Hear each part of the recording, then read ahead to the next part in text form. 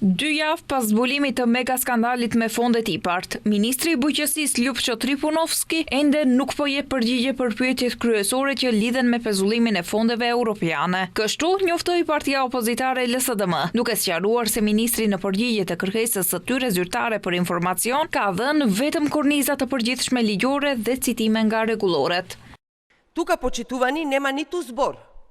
Nuk ka asnjë fjalë për arsyet, nuk ka asgjë për kozgjatjen e pezullimit të fondeve IPART, nuk ka asnjë informacion në lidhje me hapat e planifikuar për të kapërcyer këtë problem serioz, një higjë e madhe. Këta njerëz kanë të drejtë të dinë se sa do të zgjas pezullimi dhe kush do t'u ambuloj dëmin nga vonesa. Një ministër që nuk ndihet përgjegjës nuk duhet ta udhëheqë këtë institucion. Kuzeska tha se ky veprim është fyerje dhe tallje e drejtë për drejtë ndaj 3.000 bizneseve të reja dhe 10.000 vendeve të mundshme të punës, si dhe në vlerësimi i dëmit prej 130 milion eurosh.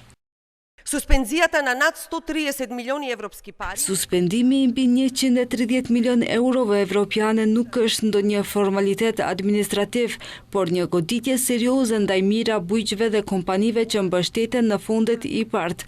Me fshehjen e këtyre informacioneve, Tripunovski rrezikon sistemin e mbështetjes për bujqet dhe thellon dëmin që ata po pësojnë. Ajo tha se LSDM nuk do të rriqet nga kërkesa për përgjigje të plota e transparente që bujqit presin, si dhe nga kërkesa për përgjegjësi. Sipas LSDM-s, gjëja më e vogël që mund të bëjë ministri i bujqësisë Tripunovski është dorëheqja. Një ministër që fsheh informacione nga bujqit dhe që nuk ndjen përgjegjësi për resorin që drejton, nuk ka kredibilitet të jetë ministër i bujqësisë, tha Kuzeska.